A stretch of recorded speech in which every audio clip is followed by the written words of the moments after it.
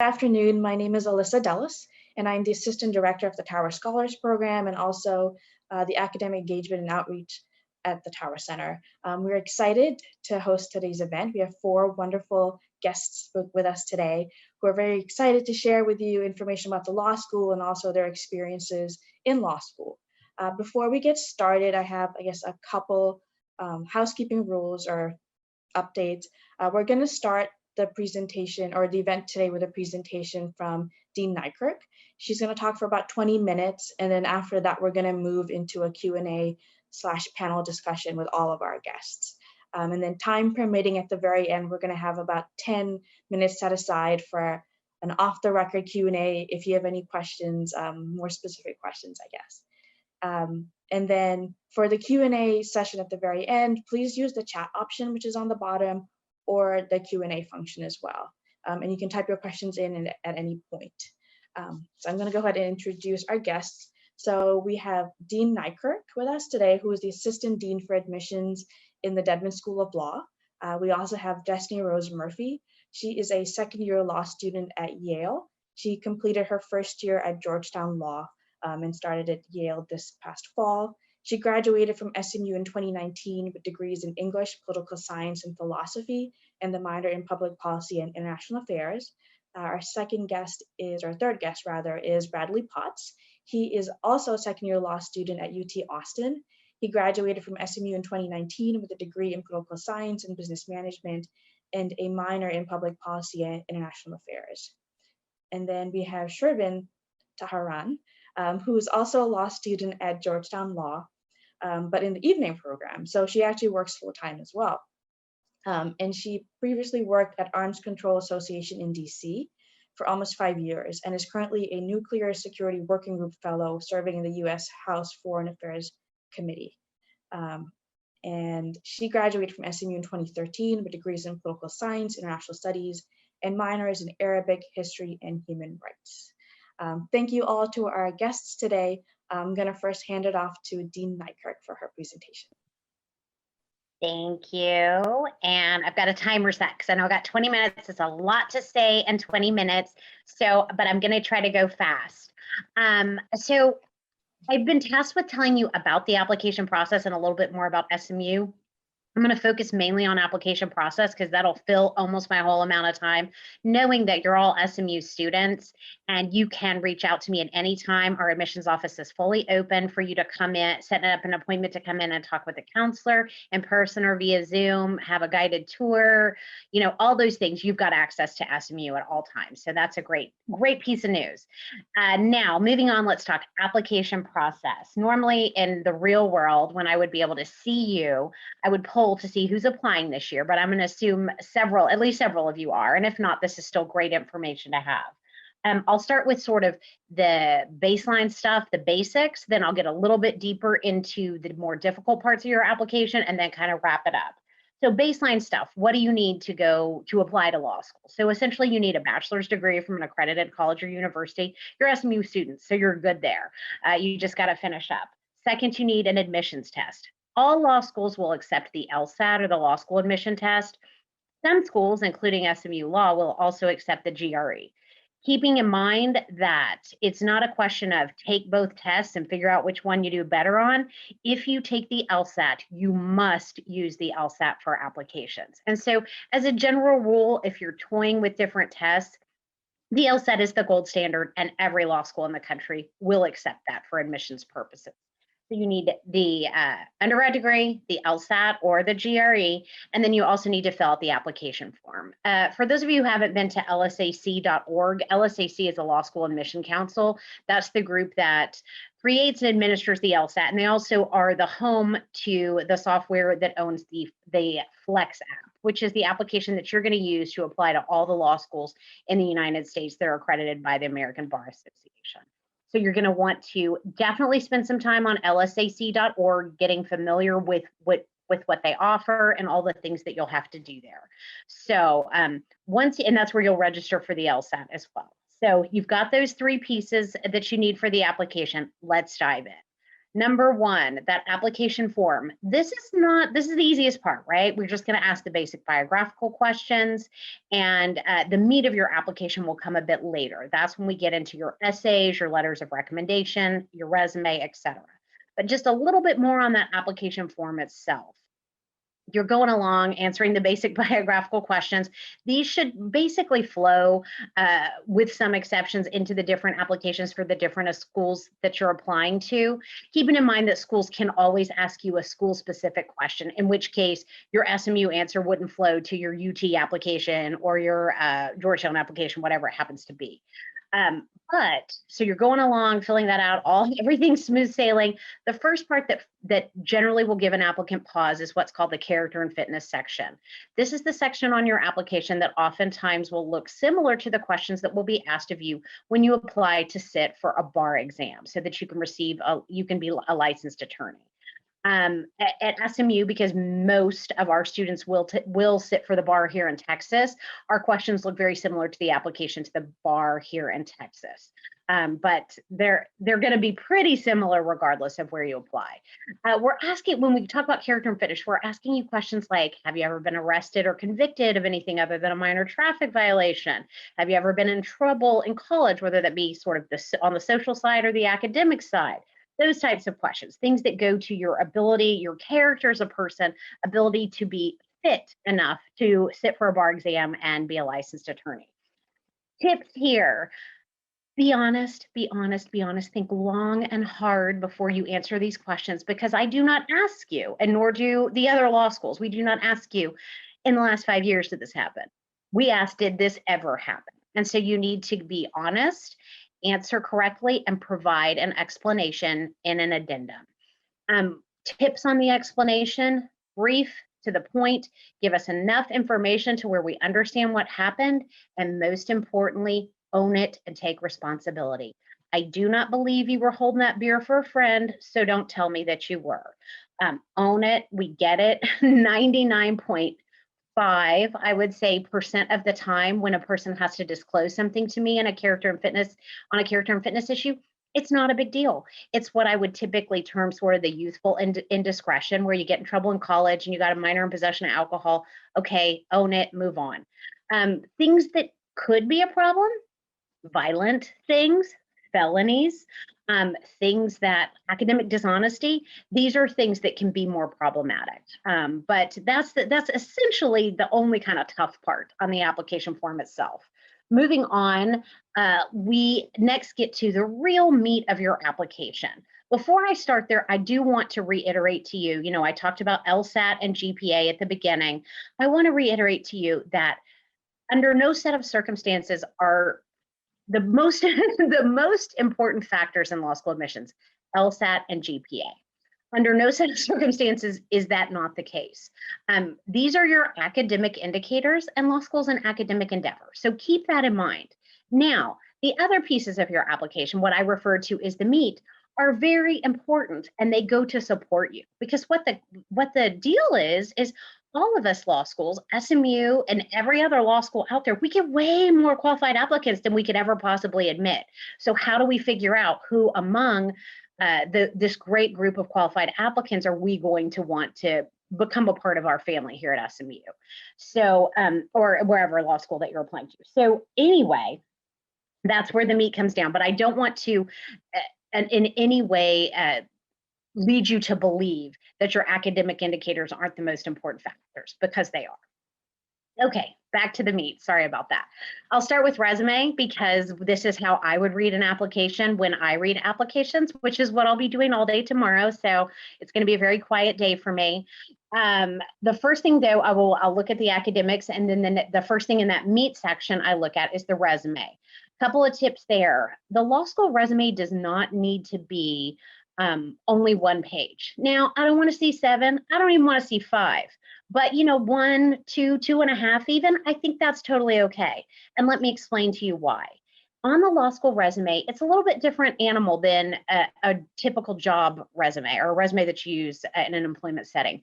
So why? Because we want to know a little bit more about what you've done than maybe what you would need in a job setting, number one. And number two, we also, we're going to need things explained to us a little bit more. So, why do we want to know more? Because we want to hear about the things that you've done outside of a work setting. So, if you've worked, absolutely, that needs to go on the resume. I always say there is no job too small for the law school resume. So, give us that information. It's particularly helpful if you've been able to balance strong academics with a work commitment to let us know, like working 25 hours per week. And then I see you got this 3.8 GPA, and I'm like, wow, that's really great. So make sure we're as impressed as we should be. And that is the key with everything in this file. You need to hit us over the head with how impressed we should be with what you're doing. That doesn't mean you write it with like an arrogant or a cocky style, and we'll get to your writing in another second or two. But it does mean that, for instance, I can use the SMU example here because I'm with only SMU students. If you won the M Award, explain what the M Award is. I know that because I work at SMU, but my colleagues across the country may not know that it's a super big deal. So anything that you do that is a big deal here at SMU or in your community or at work or whatever it happens to be, explain that on the resume. One couple of things I'll say to leave off that resume. Objective, cut it. We know what your objective is. Relevant coursework, guess what? Nothing you've done is relevant. Cut that. Number 3, references available upon request or references themselves. No, thank you. We're going to have letters of rec. And number 4, anything that predates college. Now, I know I'm going to get a question because I always do, but I'm going to stand behind that answer. We do not want to hear about all your high school achievements or God forbid, your junior high achievements. So you want to make sure that, but that does free up the space for the explaining that I've asked you to do. Okay, I'm about halfway in, so I'm doing okay on time. Moving on to the personal statement. This is the thing that people just wring their hands over and sweat the hardest in the law school admission process. So I'll give you some tips on it, talk just generally, and hopefully it'll be helpful to you.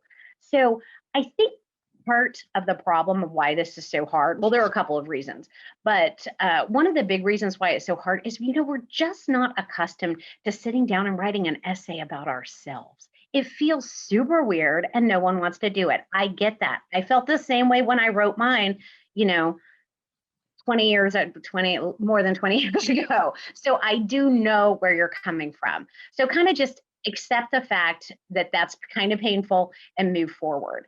Another thing that people worry about with the personal statement is they sort of think, well, there's got to be one perfect topic, right? There's the thing that all the law schools want, or this particular law schools want. And what we want is a well-written essay that tells your story. Aside from that, allow yourself the freedom to explore and tell us the story and show us, an authentic part of yourself. Where generally law school admissions officers are going to be unable to interview you. There are some schools that do interview, and you'll want to find that out as a part of your research. But by and large, we are not interviewing our applicants. And so this is a chance where we do get to know you a little bit more. So a couple more tips to that point. Of course, again, you're going to like, okay, she said be authentic. What in the world? How do I do that? So what I would encourage you to do is go on Google and find, Google things like personal statement warm-up exercises, or questions to get that get for brainstorming on personal statements. Because what you want to do is ask yourself questions that help you kind of drill down on what are the core sort of challenges or events in my life that have been character building for me, that have made me who I am today. What you don't want to Google is personal statement examples. Why? Because you'll get some examples. Guess what? It's not relevant to you. That's not your story. And what we see time and time again is there'll be sort of a theme that'll go through a year or even 2 years. And it was the main thing that came up when people Googled personal statement examples, because we'll all get it. And we'll all, by all, I mean me and the other law school admissions officers, we all know each other. We're all friends. And so we know what's going on. And we'll talk about, oh God, that theme this year. Don't fall in that trap, because then you're just a person that doesn't stand out from the rest. Something else I would say on your personal statement is avoid, if you can, too much focus on the future. Don't make it 100% a forward-looking essay. What do I mean by that? I want to know who you are today. I know you all have goals, and in particular, prospective law students, and law students are an extremely goal-oriented group, so I get it. You want to change the world, you want to be a family lawyer, you want to be a policymaker, you want to do all kinds of great things. But I want to know who you are today. I want to know the person who's coming into my classroom. Now, you can always wrap that up with and therefore, that is why I want to be blah, blah, blah, blah, blah, kind of thematically tie it in. But on the whole, I don't want to just read about your goals because that doesn't tell me a single thing about who you are today. I think it goes without saying, but I'm going to say it, that this needs to be a well-written piece of writing. We definitely want it. I don't want to see any errors. I don't want, spelling, usage, grammar, all of that. Take advantage of any writing. I'm assuming here at SMU, we have a writing center of some sort that you can utilize, or you maybe just have a great friend who is super good at English who can help you. Take advantage of those types of resources because we do want it to be perfectly written. And I know no SMU students would do this, but I get this all the time. There are words that spell check doesn't catch, like dead men. Again, I know no SMU students will do this, but I was at A&M I was at A&M. I was on a Zoom with A&M pre-law students last night. They spelled Deadman wrong, D-E-A-D. And you guys know spell check catches it both ways because neither one of them are words. So anyway, things like that, you want to be very, very careful about. Why? We don't just say this for our health. It's because they distract from your message. They're distractors. And what's your message? I'm fabulous. You want to admit me. So you don't want things that distract from that message. Moving on, okay, I got 6 minutes. Moving on, many schools will also ask you for a diversity statement or make a diversity statement optional. I definitely encourage you to take this opportunity to share something diverse about yourself. Don't simply say, see my personal statement. Guess what?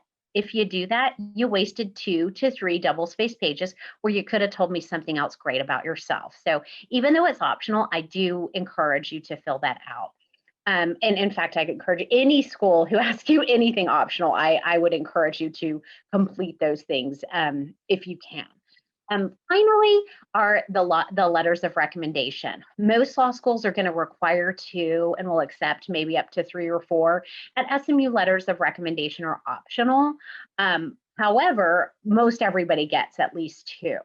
When it comes to letters of recommendation at a school like SMU, you have fabulous opportunities to build relationships with faculty because of our small class size on the undergrad level. So I would highly encourage you, especially those of you who are not seniors, to start building those relationships with faculty to get the outstanding letter.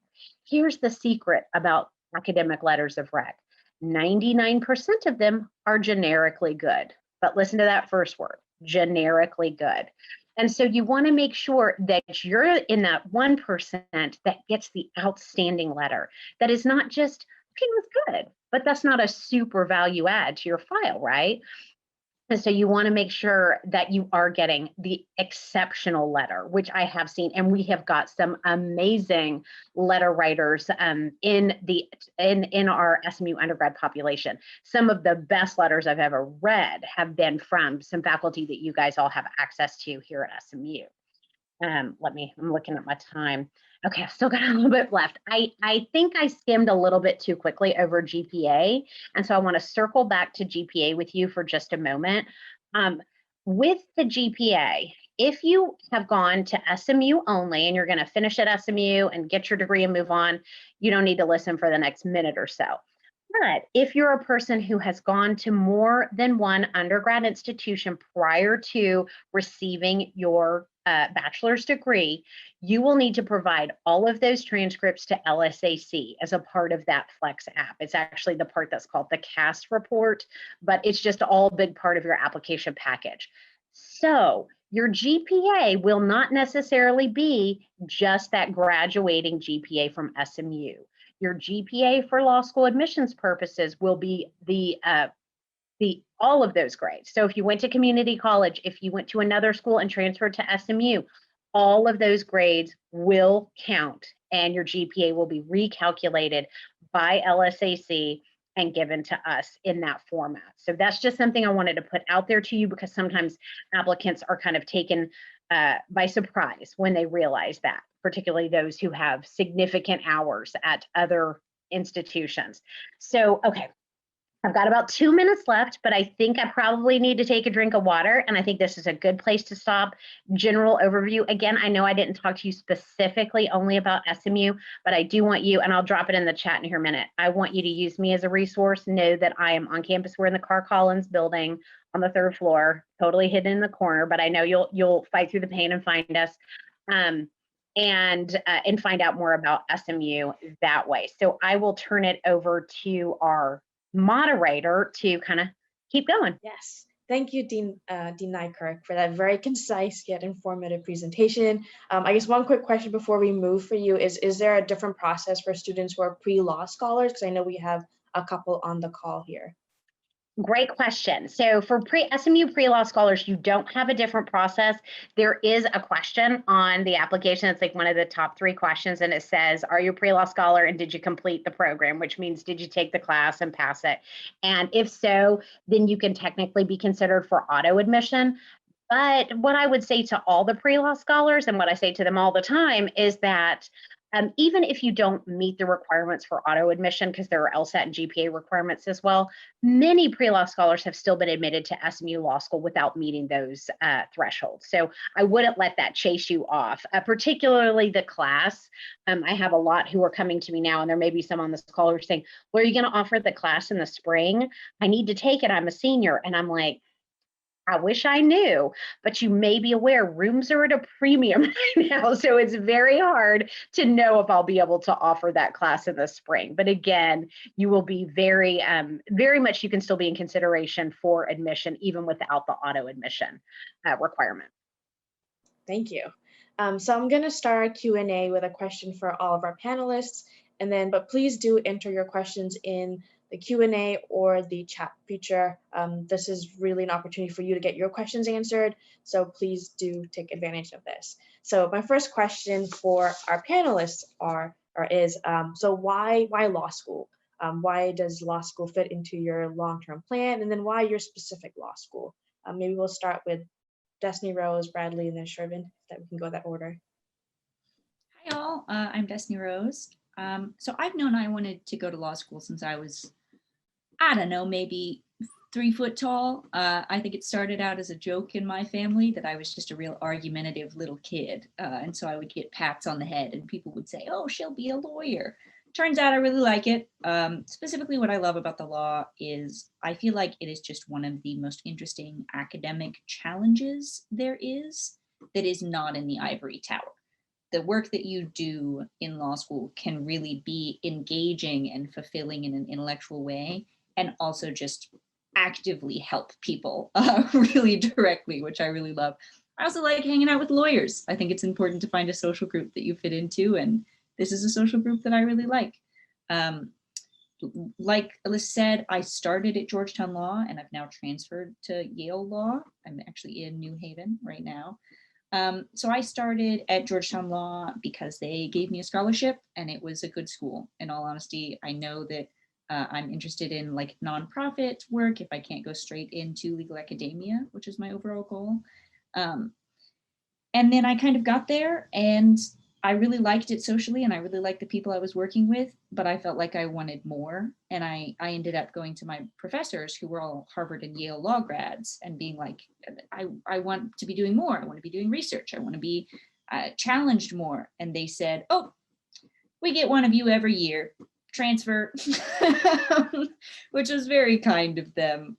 So that's why I am at Yale Law and why I'm doing law in general. Happy to answer any questions.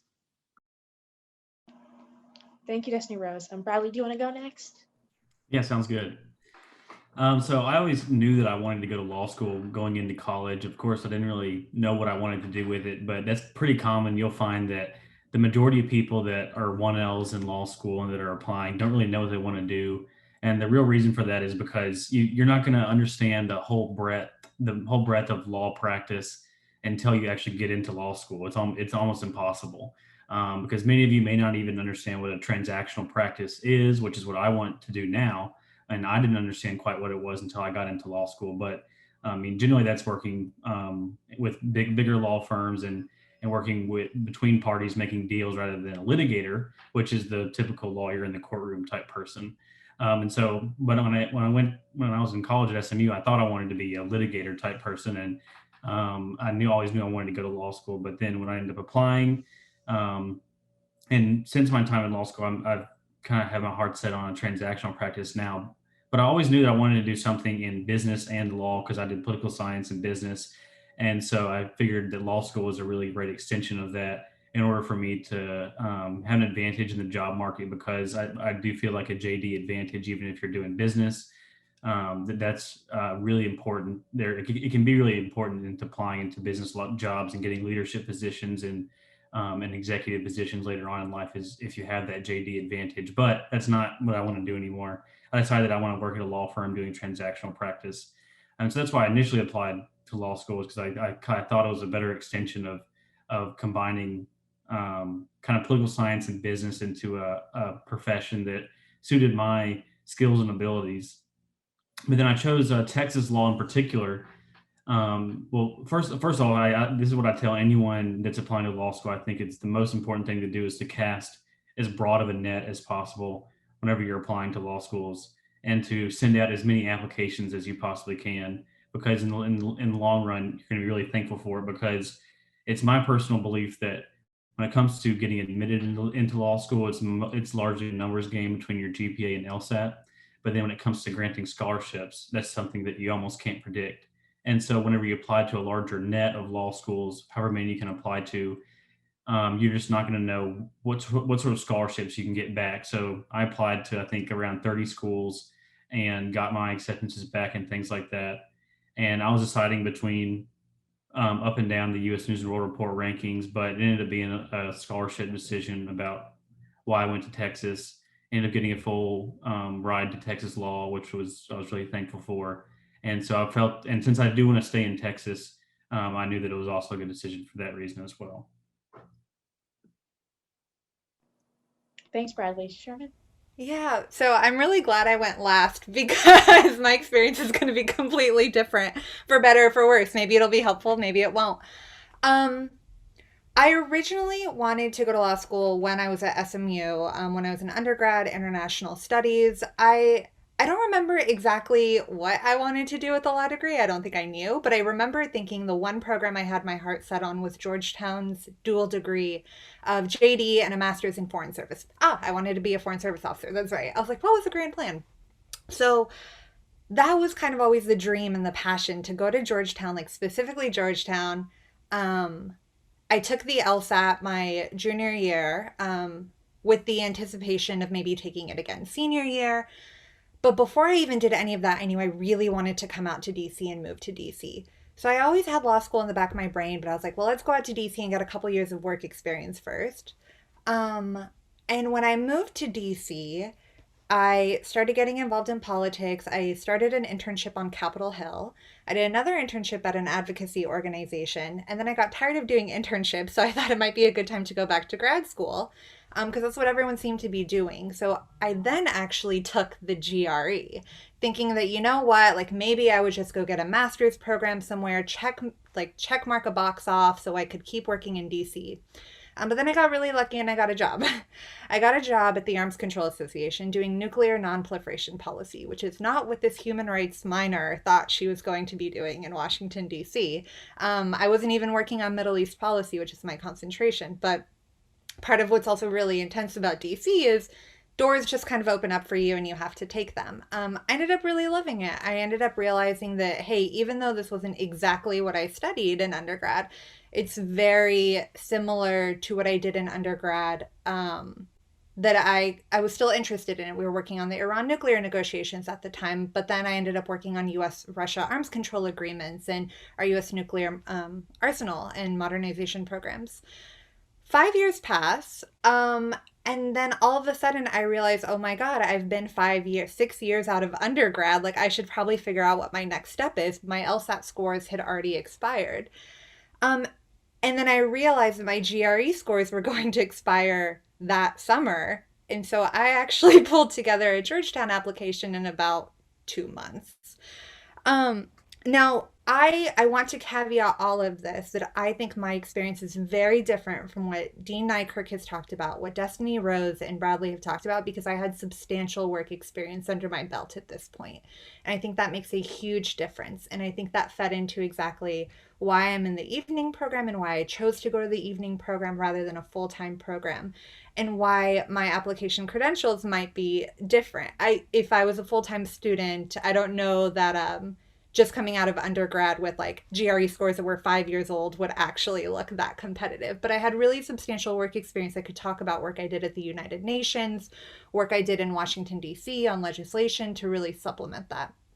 And so one of the reasons why I decided to take the leap of faith and actually apply to law school and not a grad program is two things. One, while I was working, I started realizing what I'm good at and what I really care about. And what I'm good at and what I really think is interesting is just taking really complex issues, knowing that there's a goal in mind, and then having to be in charge of figuring out the way to get from A to B. And something about the idea of, even if I wasn't working in foreign policy, even if I wasn't working in government, that would still be a really interesting challenge to me. Because reason number two why I went to law school is I was also starting to get a little jaded on politics. And so I wanted to have a plan B in mind of what would I be doing if I wasn't working in foreign policy. Um, if you think it's hard to get a job as a lawyer, it can be almost even harder to get a job as a former like government official when there are just so many swinging doors and the opportunities are less. So I talked to a couple people who've done government service as a lawyer and thinking through the opportunities that would give me. And that's why law school felt like a better fit for me than going back for a grad degree in something more foreign policy general. Um, and yeah, and so far I've actually loved it. I've loved the classes. I think they're incredibly interesting. I love my cohort of the evening section. We are an incredibly diverse group. People with work experience who work in and out of government, advocates.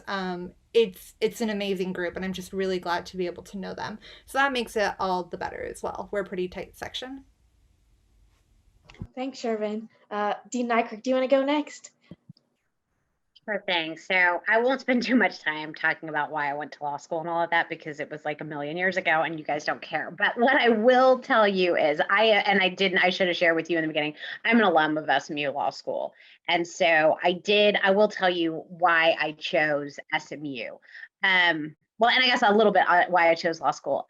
Like Sherman, I was a non-traditional student and I had significant work experience. I had been a speech language pathologist before going to law school. That's what got me interested in going to law school. And so I went to SMU in large part because of Dallas. I was non-traditional, I was married. There were great job opportunities for my husband in Dallas. It just turned out to be an amazing fit for me. Hence me coming back, and now I've been working at the law school for 16 years. But what I'll say to you is it's incredibly important, I think, for you to just spend some time thinking about where you want to be. Like, it makes total sense that Destiny Rose wanting to be an academic is at Yale. That's where you need to be if you want to be an academic.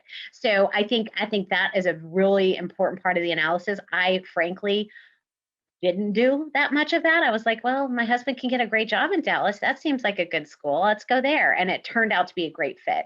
But don't fall into a great fit. Take the time to do your research. And I know it's so hard right now. I mean, I know you can visit SMU, but you already know about SMU. Most law schools aren't even offering in-person visits right now. So spend some time on those virtual tours online and find out about law schools that way. Thank you. So we actually have a couple of questions in our Q&A in our chat. So the first one is, what do you know now that you wish you knew when you started the application process? Whoever wants to take that question, go for it. I can give perhaps a really small thing that maybe everybody who is attending already knows. Take an early LSAT. Do not wait until the last LSAT option. Do not wait until the second to last LSAT option. I'm first gen. I'm going to be the first lawyer in my family, and I really didn't know what I was doing in the application process. And the first and only LSAT that I took was the September 21st option my year. That's too late. Don't do that. Take the June or the July if you can. know that it's okay to take it twice, and really know that deep down in your soul, it's okay to take it twice. But it's much easier to take it twice if you start with June or July, and then you can plan to take the next one. I ended up doing okay with only taking the September one, but it caused me a lot of stress, and I recommend not doing that. Thank you. Anyone else to that question? Otherwise, I'm gonna ask audience or the panelists if you have any LSAT tips, since we're on the topic of LSAT. Yeah, I wanted to comment on that. I think something that I didn't quite realize, but I began to realize as I was getting like acceptances back, and then throughout law school has kind of reaffirmed it, is that you need to understand the regional importance of law schools. And it's just it's a factor that the higher up you get in the U.S. News and World Report rankings, generally you're going to have greater flexibility and where you're able to get a job after you graduate based off of where you end up in the class rankings. Where if you're at a lower ranked law school, you can be higher up in the rankings of your class and be guaranteed a great job in the city where that law school's at. But if you're in the middle of the class at a law school outside of the top 20, top 25 or so, it's going to be very difficult for you to get a job, a good job that you particularly want outside of the city, likely outside of the state that law school is in. And so that's fine if you know what city you want to end up in. And so if you know what city you want to end up in, you can pick a law school in that city, that state, and it can be, I think, just about anywhere in the rankings, and you're going to be able to get a job in that city. But if you want to be in New York, Chicago, Los Angeles, some parts of the Houston market, then you're going to have to be and you think that you're going to be in the middle of the class, then you're going to have to be at a higher ranked law school in order to be competitive in those job markets. Because I didn't really realize how linked some of these law schools are with the region that they're in. And that's the reason why, like at SMU or Texas, you have a great access to the Texas legal market, which is I think one of the top legal markets in the world right now for a lot of reasons, that you don't have at other law schools. And so you definitely need to, if you can think about where you want to end up when you want to graduate, that can really help you in your decision about where you want to apply and making your decision once you get your acceptances back. And Thank you, Bradley. Oh, sorry, go ahead, Sherman. I'll just add in on this because I'm going to have absolutely nothing on the second question, having taken the LSATs like 8 or 9 years ago. And clearly everyone on this call will probably be more responsible than I was, but take your time on the application and get the ball rolling early, at least. I was in complete crunch mode. I was begging like my old professors, some of who are on this call right now, to write me letters of recommendation. And it's just a really awkward spot to be in. Frankly, or fortunately, I felt like we had a good relationship, but that's not the place you want to be in when you're doing applications. You don't want to be begging people to look over your personal statement. And like Dean Nykirk said, you do want to try to do everything. And I really credit to the fact that I did all the optional statements. One of them was literally come up with a top 10 list about yourself, or like any top 10 list, right? 250 words. And I did it anyway, like anything that would show them color about me and my experience and my life that would outweigh the fact that my GRE scores were 5 years old, that my transcript was from 2013. But having to rush through that is really difficult. And I think if you put something together early, set it aside for a couple weeks, and then come back to it, your brain's like subconsciously thinking about, oh, like I should talk about this instead, or oh, this is actually a better opportunity for me. Sometimes the juices don't really get started flowing until you've sat down and started putting pen to paper. Awesome. Thanks, Sherman. We have another question in our Q&A, which is, how is the social and academic life balance different in law school compared to undergrad? So the big thing, I think, in law school when it comes to how much you're going to be working is that your 1L year will be the most important year of grades you've had in your life. And that's just the reality of it, although it's really unfortunate, especially if you want to end up working at a law firm. Where your fall semester 1L grades are incredibly important, because whenever you start to apply for summer jobs the next year, the only thing that those employers are really going to care about, especially if you're coming right out of law school, if you had some work experience, that's definitely helpful and advantageous. But they're only going to be looking at your grades from that first fall semester. So your grades are so important. And all that means is that in law school, you do spend a lot more time studying and doing your legal writing than in undergrad. Because the classic adage that I've heard is that in law school, they scare you to death, they work you to death, they bore you to death. That's your 1L, 2L, and 3L years. And so your 1L year, you're learning an entire new curriculum, an entire new way to write, a new way to think, maybe in a new city that you've been in. And so you're working a lot harder. And then your 2L year, you're on journals and mock trial and moot court and getting leadership positions and everything. And you're also taking the classes don't frankly matter as much because your 1L grades are that much more important. But then your 3L year, it's basically no one cares that much because everybody has a job. You get a lot of people get their job that they are going to have after the 3L year, their 2L summer. So people are already locked in for a job. And so there's a general difference in your years of law school based off of your work-life balance. And generally your 1L year is going to be the most difficult for that reason. So that I just wanted to explain that because there's a big difference in the years of law school and what your life is going to be looking like every year to year. Yeah, I'll definitely bump that your 1L grades are super important, even if you don't want to be in a firm. I mean, the only reason that I was able to transfer from Georgetown Law to YLS was because of my grades. That was it. I got super good grades at Georgetown Law, and I was told by all of my professors, like, you need to transfer, so you need to go get straight A's. And it's no joke. I mean, you really got to do the work. But I'll also say a lot of it is what you make of it. I think many of us, myself included, having been a triple major, single minor in undergrad, we sometimes get unhealthy study habits. We get into these routines that kind of focus on like cramming and or organizing around social things that we want to go to. It's really important if you want to have a healthy work-life balance in law school that you decide your schedule at the outset and really stick to it. So like, I'll be fully honest, I got amazing grades at Georgetown Law, and I did it taking almost every weekend off and stopping work fully 30 minutes before I went to bed on every weekday and sleeping 8 hours a night.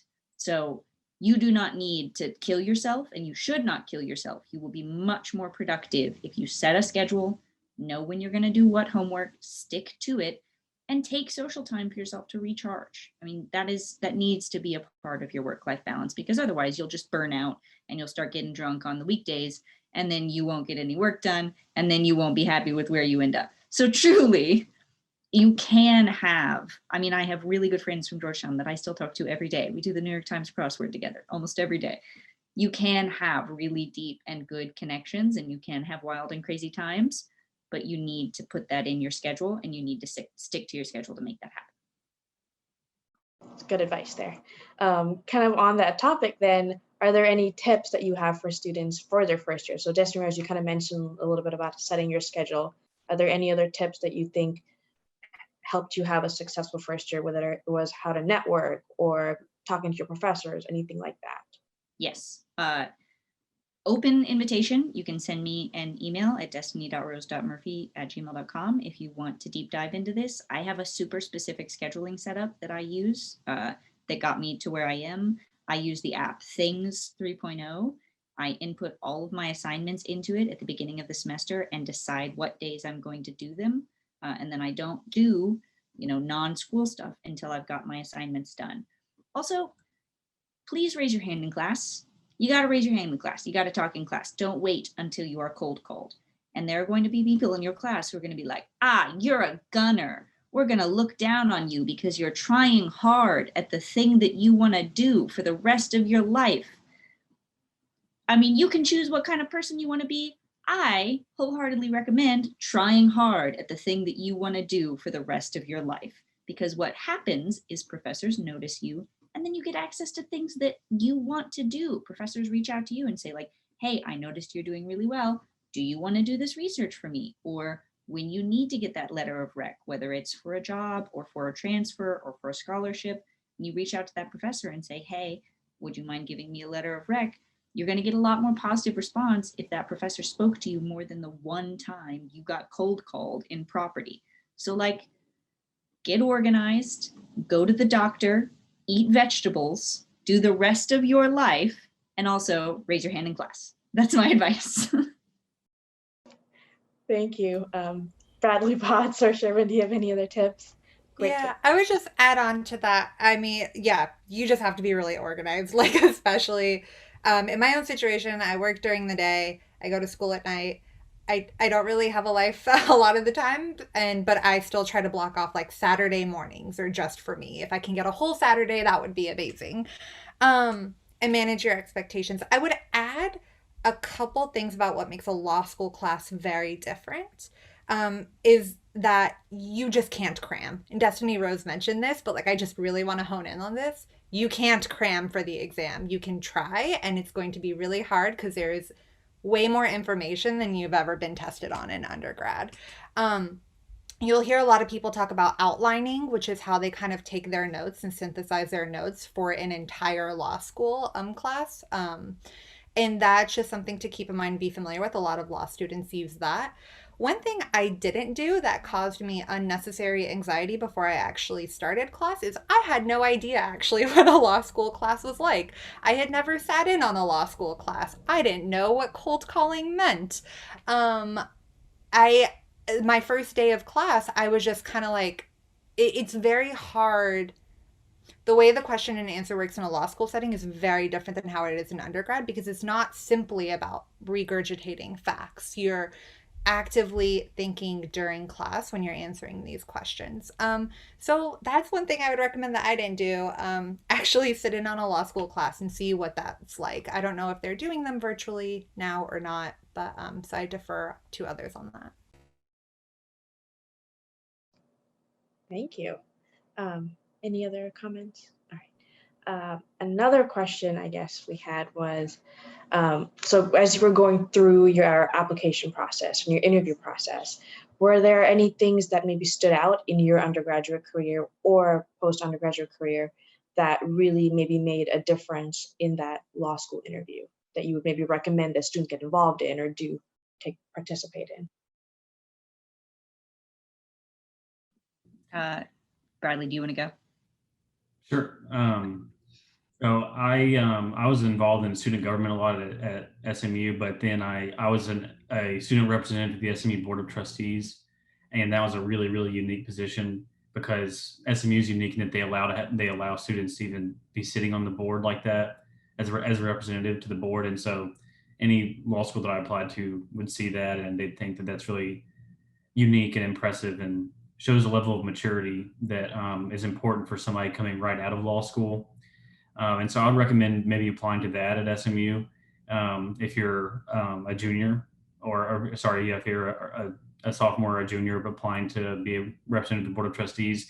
And especially if you're applying, if you want to go to law school immediately after undergrad, you have to have something in your resume that shows your maturity, that shows you thought about law school in a unique way, because otherwise, people that have taken some time off or that have gone to direct working and then go to law school eventually, which is what the majority of people do, even at Texas. 60% of the people at Texas as 1Ls are 25 years or older.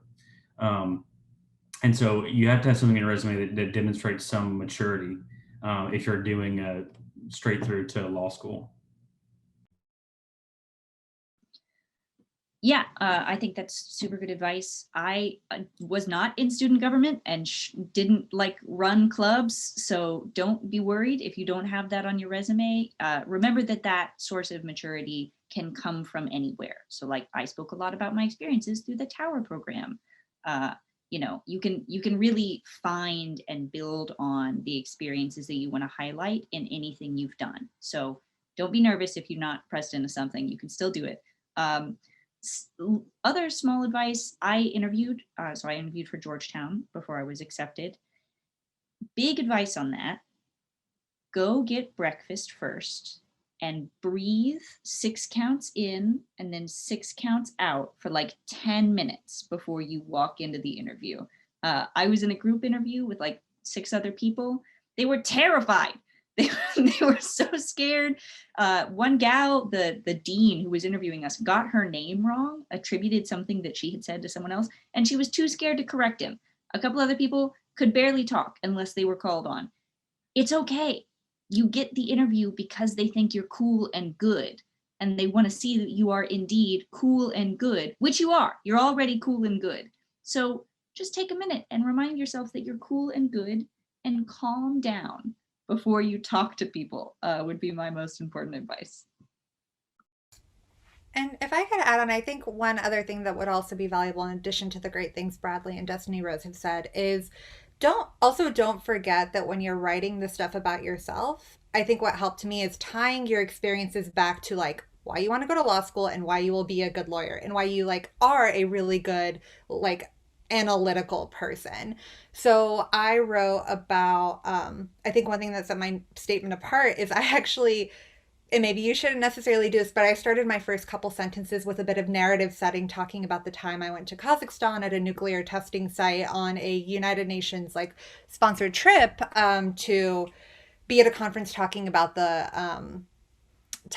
ending nuclear testing. So I had this like very narrative portion, and then I led it into this experience where I helped kind of create an coordination infrastructure mechanism for this UN organization's kind of youth group, which is a terrible name for it, but of young professionals and emerging professionals. And I went through how to do this. Like first I came up with an idea, then I had to make sure and like run it by key people involved in the group, and then I actually had to negotiate bylaws, and then I actually put together a procedure to put this infrastructure group up to a vote to the rest of the organization, which was 700 individuals across international studies.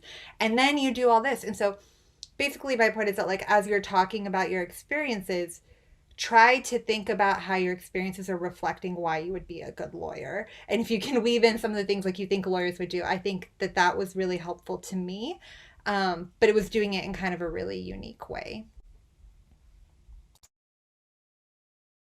Awesome. Thank you, Sherman. Let me add something here as a person who reads all the applications and makes decisions. So what I love about what all three people have said is that how individual each thing was, that is the key.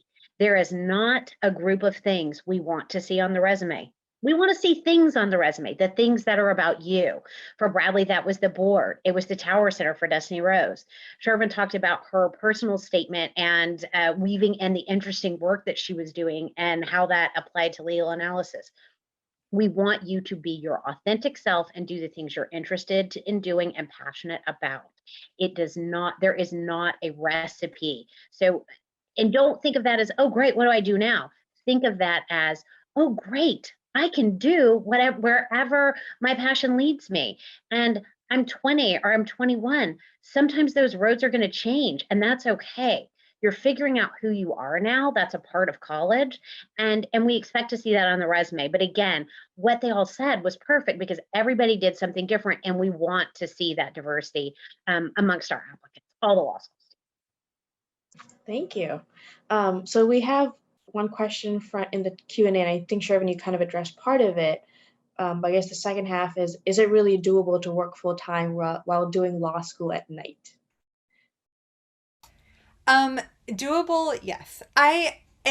So talking about law school at night, I would be very, very particular about your program. I am very biased because I think Georgetown is a fantastic school. Georgetown University actually started as an evening program, so they give a lot of weight and consideration to their evening students, and they do try to make life easy for them.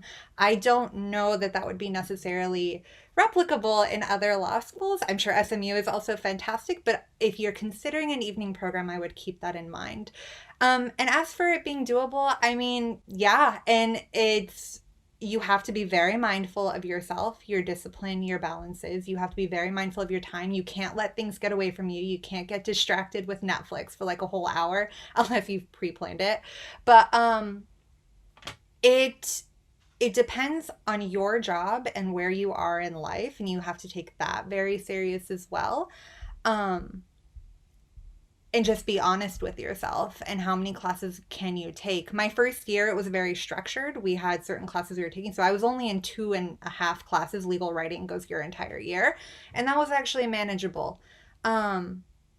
So, and in some ways, it's actually very beneficial because of the fact that you learn how to balance your time so well. Employers actually see that as a positive. So I've spoken to partners who are like, oh, well, you're an evening student. So like clearly you understand the importance of like getting your stuff done on time. Like we know you're a professional. So clearly you're like good enough to get hired somewhere. But when we charge like X dollars per hour, we know that you also see the value in that because you also can't spend like 20 hours on a legal writing memo. Like you just have to be very efficient. But it's hard. I won't lie to you and say that it's not. And there are some things that you miss out that full-time students get to do with some of the extracurriculars, going to meetings during the day, some of the social things. On the flip side, you end up getting really, really close and tight with your evening section cohort, which I talked about. So you guys can kind of rely on each other as well. Thank you, Shervin. I know initially I said I was going to have an off the record at the end, but we're almost out of time because you guys had so many great questions. So maybe we'll have to do another event. But I want to ask one more question real quick, and then maybe we'll do one last wrap up round. So in terms of asking recommendation letters or asking for recommendation letters, I'm going to start with Dean Nykirk. If you have any tips in terms of, who do you think from the admission standpoint should students be asking? And then if the other panelists can kind of talk about who maybe you thought who you asked as well. So your gold standard is an academic letter. That means from a professor. I will tell you from a person who has read now, I don't know, tens of thousands of letters of rec. I don't care what kind of professor it is. You know, is it the super fancy tenured professor who has a named chair? No, I don't care. I want an academic letter, and I would like it to be an academic letter from a person who knows you and can speak in a concrete way about the strengths that you bring to the table. Like I mentioned earlier, the one that's going to put you in that teeny tiny fraction of times where I get an exceptional letter. And like I said, without even mentioning any faculty names, you have got some great letter writers here at SMU. I'm going to have Shervin go next. Thanks, Dean Nykirk, because I know she has to head out. Thanks. Yeah, in true evening student fashion, I have class in 2 minutes. Water law, yay. So letters of recommendation, yeah. So this is tough. It would have been tough in a general sense because again, I didn't start my application for law school until February 2019. I had been out of undergrad for 6 years at that point. But to Dean Nykirk's point, like academic recommendations are incredibly important. And I was very lucky that while I was at SMU, I was actually really involved with the Tower Center as well. And I established really close relationships with my professors, and I kept up those relationships over the years. And so when I emailed then he was an academic advisor and one of my favorite professors. And I just said, hey, glad that we've been able to be in touch over the past couple of years. We had been talking about my work and what I've been doing. They'd been sending students my way to talk to. So, hey, I need a letter of recommendation, and I'm really sorry, but I might need it like sooner than it would be normally appropriate to ever ask a professor. I won't tell you what that timeline is, but assume you need to give them a lot of time. So just be nice to your professors. But I also made sure to follow it up with, I want to make this as easy as possible on you. Like, here are the things that I did when I was in class for you. Like, here's a paper I wrote. And so just try to make it as easy as possible on them too, so that they can write a individualized letter of recommendation for you. And that might mean, like examples. But point is, the longer you go out of undergrad, the harder it's going to be if you have not kept up those relationships. Thank you so much, Shervin, and good luck in class. Destiny Rose and Bradley, do you have anything else to add? Just a very small thing. I'd like to highlight what the dean said. You don't have to get a letter from the person that all your friends tell you that you have to get a letter from. If you're at SMU, there's somebody in the political science department that everyone's going to tell you have to get a letter from. Oh, he's a big hotshot. You can't get into law school without getting a letter from him. I did it. All right. I'm at a good law school, real good. Didn't have a letter from that guy. You don't need to have a letter. Yeah, absolutely. You don't need to do it. There's a lot of BS, in all honesty, about things you have to do to get into law school. It's BS. You need to get good grades. You need to write a good personal statement and you need to get a good LSAT score. You do not need to get a letter from whoever thinks they are the hottest shot in town. Thank you, Destiny Rose. Bradley, anything else to add, or you agree with Destiny Rose there? Yeah, definitely.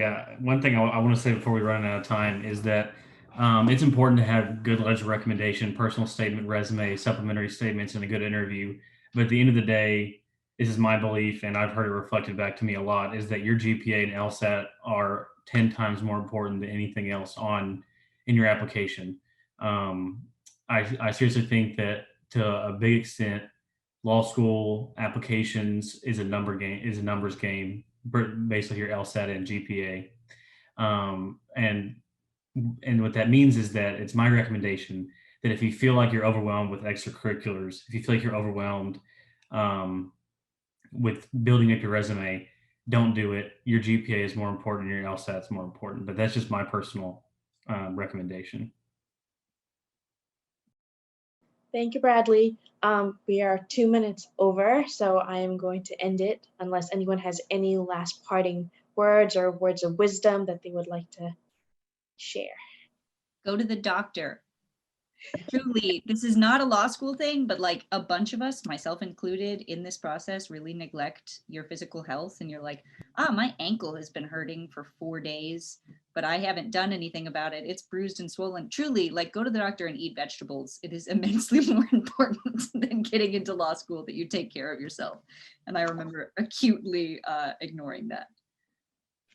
On that very important note, thank you all for joining us today. And thank you to our awesome panelists. I hope you will join us for future Tower Center events. If you're interested or thinking about graduate school, next week, next Thursday at 9:30 a.m., we're going to have someone from APSIA talk about how to apply to graduate school in public policy and national affairs. So please check us out. You can sign up for that event on Connect as well. Thank you and have a good night.